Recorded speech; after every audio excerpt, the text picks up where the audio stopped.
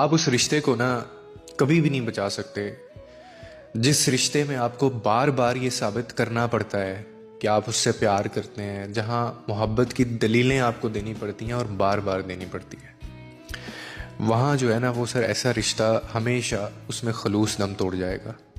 और ज़माने की अगर बात करें ना तो उसके अलावा आप ज़माने को भी अपनी वफ़ादारी साबित नहीं आप कर सकते। क्यों?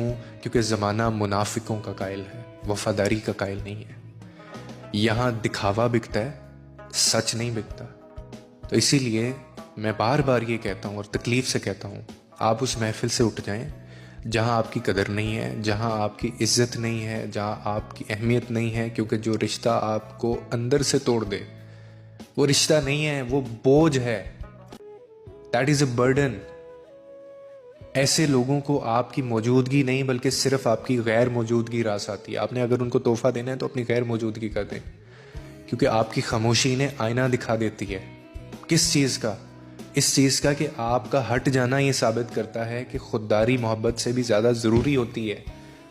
ऐसी मोहब्बतें मुझे नहीं समझ आती जहाँ भीख मांगना पड़ रहा है, रोना पड़ रहा है, गिड़गिड़ाना पड़ रहा है, पाँव पड़ने पड़ रहे हैं। ये मोहब्बत को भी आप जलील कर रहे हैं।